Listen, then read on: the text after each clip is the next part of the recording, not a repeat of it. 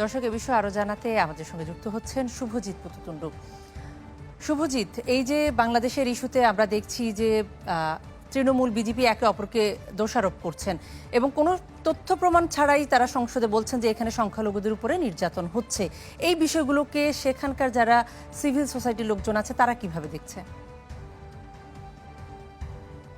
দেখুন, আজকে ভারতের চেম্বার অফ কমার্সের একাধিক শিল্পপতির সাথে কথা হচ্ছিল। সবাই কিন্তু একটা কথা বলছে, ভারতের রাজনীতিবিদরা ভুলে যাচ্ছে যে এমন একটা দেশের সাথে তারা এই মুহূর্তে কার্যত রাজনৈতিক যুদ্ধে অবতীর্ণ হয়েছে, যে দেশের সাথে প্রায় $14 বিলিয়ন ট্রেড হয় এবং প্রায় $5 বিলিয়ন শুধুমাত্র রেমিটেন্স হিসেবে ভারত বাংলাদেশ থেকে নিয়ে আসে। কত স্কিল লেবার, তাদের কত পরিবার বাংলাদেশের সঙ্গে জড়িত, কত ব্যবসায়ী, তাদের কত কর্মচারী বাংলাদেশের সঙ্গে ট্রেডের সম্পর্কে জড়িত, এটা ভারতের রাজনীতিবিদরা খুব দ্রুত ভুলে যাচ্ছে। এবং তারা ভুলে যাচ্ছে যদি বাংলাদেশের সাথে এই রাজনৈতিক যুদ্ধ দীর্ঘস্থায়ী হয়, সেক্ষেত্রে কিন্তু ভারতের ঘরে ঘরে একটা আর্থিক সংকট দেখা দেবে।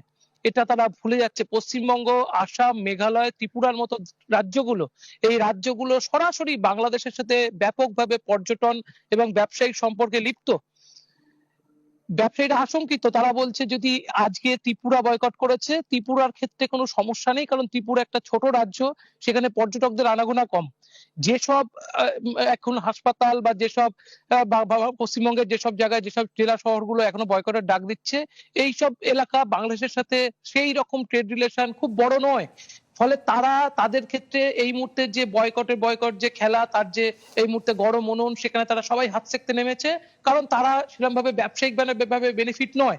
তারা বলছে যেখানে ব্যবসা নেই সেখানে বয়কটের ডাক আসছে, কিন্তু যেখানে ব্যবসা আছে সেখানে চিন্তা করতে হবে ভারত সরকারকে। ভারত সরকারের যখন একটা রাজ্য সরকার, গতকাল মমতা বন্দ্যোপাধ্যায় তিনি বিধানসভায় বলেছেন যে সেখানে জাতিসংঘের স্থায়ী মিশনে জাতিসংঘ থেকে শান্তি বাহিনী পাঠানো হোক, সেখানে নজরদারি টিম পাঠানো হোক, প্রধানমন্ত্রীর বিবৃতি চাইছে। আজকে তার দলের যখন সংসদ সদস্যরা তারা ভারতের পার্লামেন্টে গিয়ে কথা বলছে, তখন কিন্তু সারা বিশ্বের নজর সেখানে গিয়ে পড়ছে। বাংলাদেশকে হিউমিলিয়েশনের মুখোমুখি হতে হচ্ছে গোটা বিশ্বের সামনে। ফলে বাংলাদেশ এর জবাব চাইবে, এবং বাংলাদেশ যখন এর জবাব চাইবে তখন ভারত সরকারকে এর প্রকৃত জবাব তৈরি করে রাখতে হবে। আর না হলে কূটনৈতিক সম্পর্কের যে অবনতি, যে প্যারাগ্রাফ, যে গ্রাফ দিনে দিনে নামছে, এই গ্রাফ কিন্তু আরো বেশি নামবে। আজ দিনভর যেভাবে আজকেও আন্দোলন চলেছে, আজ দিনভর যেভাবে বিভিন্ন সেক্টর থেকে বয়কটের ডাক উঠেছে, এটাকে ভারতের ব্যবসায়ীরা খুব ভালোভাবে নিচ্ছে না, এবং তারা বলছে, তারা আশঙ্কা প্রকাশ করছে, তারা বারবার বলছে তারা আশঙ্কা প্রকাশ করছে। এই সম্পর্কে গ্রাফ তারা চাইছে যেভাবে হোক, দুদেশের সরকার প্রধান, উপদেষ্টা সরকারের কাছে তারা আবেদন জানিয়েছে বাংলাদেশের, যে যেভাবে হোক তারা মিউচুয়ালি আন্ডারস্ট্যান্ডিং এর মাধ্যমে যেভাবে হোক এই যে সম্পর্কের অবনতি, সেটা যেন যেভাবে হোক তারা যেন রোধ করে। কনা আপনার সাথে একই মত। আসলে আমরা চাই যে দুদেশের যে কূটনৈতিক সম্পর্ক সেটা যেন আরো সৌহার্দ্যপূর্ণ হয়। শুভজিৎ, আপনাকে ধন্যবাদ আমাদের সঙ্গে যুক্ত হওয়ার জন্য।